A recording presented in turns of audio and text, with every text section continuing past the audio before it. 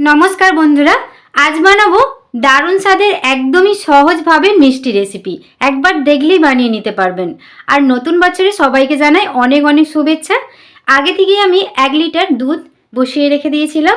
দুধটা যখন ফুটে আসবে এখানে আমি ভিনিগারের সাথে একটু জল মিশিয়ে এর মধ্যে দিয়ে দিলাম। দিয়ে ছানাটাকে আমি কাটিয়ে নেব। এখানে ছানাটা সুন্দরভাবে হয়ে গেছে দেখুন। এবার এটাকে নামিয়ে জলটাকে ঝারিয়ে নেব। জল ঝারিয়ে নিয়েছি। আপনারা যদি লেবু দিয়ে ছানাটা কাটান তাহলে ছানাটাকে একবার জল দিয়ে ধুয়ে নেবেন। এখানে একটা মিক্সিং জার নিয়েছি, জারের মধ্যে ওই ছানাটা আমি দিয়ে দিচ্ছি।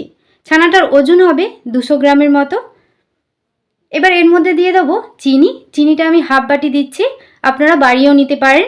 আর দিয়ে দিলাম হাফ বাটি আমি গুঁড়ো দুধ। এখানে লিকুইড দুধ ব্যবহার করছি হাফ বাটি। মিষ্টির স্বাদ বাড়ানোর জন্য দিয়ে দেবো কয়েকটা এলাচ দানা। এবার এটাকে চাপা দিয়ে ভালো করে গ্রাইন্ড করে একটা পেস্ট বানিয়ে নেব। কড়াইয়ের মধ্যে দিয়ে দেবো অল্প পরিমাণ ঘি। এই মিষ্টিটা বানাতে ঘির পরিমাণটা একদমই অল্প লাগে। এটাকে আমি নাড়াচাড়া করে একটু গলিয়ে নিচ্ছি। ঘিটা গলে গেলে এর মধ্যে যেই ছানার পেস্টটা বানিয়েছিলাম সেটা দিয়ে দিলাম। গ্যাসের ফ্লেমটা মিডিয়াম ফ্লেমে রেখে এটা অনবরত এই খুন্তিটা নাড়তে হবে। আর একদমই খুন্তিটা নাড়া বন্ধ করলে চলবে না, তাহলে কিন্তু নিচের তলায় লেগে যেতে পারে। আমার চ্যানেলে আপনি যদি নতুন হয়ে থাকেন প্লিজ আমার চ্যানেলটি সাবস্ক্রাইব করবেন আর পাশে থাকা বেল আইকনটা পুশ করে দেবেন আমার নতুন ভিডিও পাওয়ার জন্যে। এটা অনবরত নাড়তে নাড়তে 5 মিনিটের মতো নেড়েছি। দেখুন অনেকটাই ঘন হয়ে এসেছে। আবারও আমি এই নাড়া বন্ধ করব না, ওই গ্যাসের ফ্লেমটা মিডিয়াম ফ্লেমে রেখে অনবরত আবারও 5 থেকে 10 মিনিট নেড়ে নেব। দেখুন আস্তে আস্তে কিন্তু এটা ঘন হয়ে আসছে। আবারও 5 মিনিট নাড়তে থাকবো। ফেসবুক পেজ থেকে যদি আপনারা দেখে থাকেন প্লিজ আমার ফেসবুক পেজটা ফলো করে দেবেন। দেখুন নাড়তে নাড়তে এরকম দানাদার এসে গেছে। এবার গ্যাসের ফ্লেমটা আমি অফ করে দেবো। আবারও কয়েকবার নেড়ে নিচ্ছি।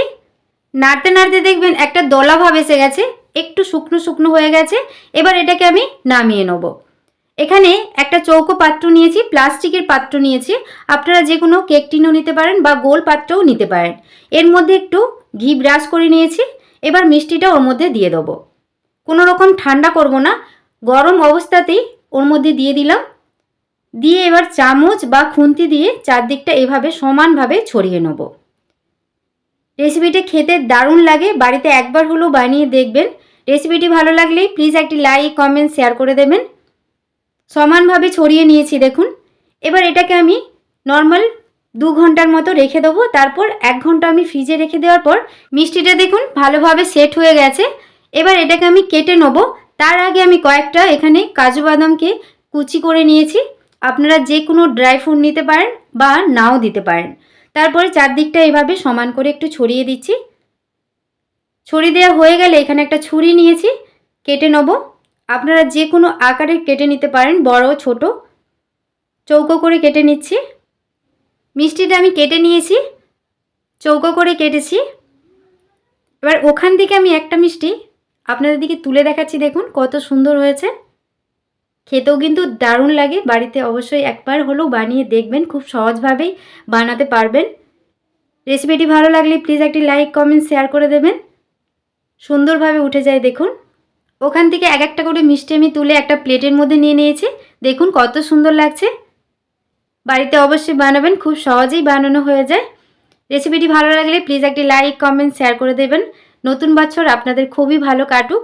ওখান থেকে একটা মিষ্টি কেটে দেখাচ্ছি, দেখুন কত সুন্দর হয়েছে। চলুন তাহলে আজকের রেসিপিটি এ পর্যন্তই। সবাই খুব ভালো থাকবেন। ধন্যবাদ।